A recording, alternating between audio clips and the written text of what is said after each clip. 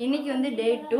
நான் இன்றைக்கி என்ன ஃபேஸ் மாஸ்க் அப்ளை பண்ணியிருக்கேன்னு சொல்லி பார்த்தீங்க அப்படின்னா, நீங்கள் ஒரு ஃபங்க்ஷன் போகிறீங்க அப்படின்னா டக்குன்னு குயிக்காக நீங்கள் இன்ஸ்டன்ட் க்ளோ அப்படின்னா இது வந்து பால் அல்லது பாலாடை ரெண்டில் எது இருந்தாலும் சரி நீங்கள் வந்து அப்ளை பண்ணிக்கலாம். ஒரு 10 மினிட்ஸ் வச்சுருந்தீங்கன்னா போதும்.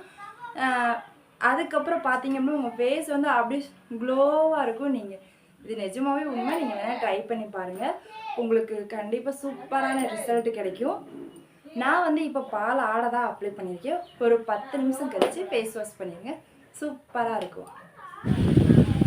இன்றைக்கி பார்த்தீங்க அப்படின்னா அந்த பால் ஆடை தான் ஃபஸ்ட்டு ஃபேஸில் அப்ளை பண்ணுறேன். எப்படி அப்ளை பண்ணுறேன்னு பாருங்கள். இது ஒரு 10 மினிட்ஸ் சூப்பராக இருக்கும்.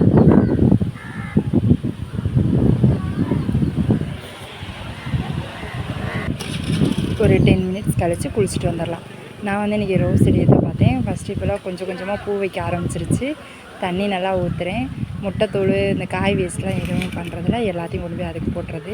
இன்றைக்கி நம்ம வீட்டில் வந்து பிரியாணி தான், முட்டை பிரியாணி. சாப்பாடு சூப்பராக இருக்குது, நல்லா பொழுவுன்னு இருக்குது.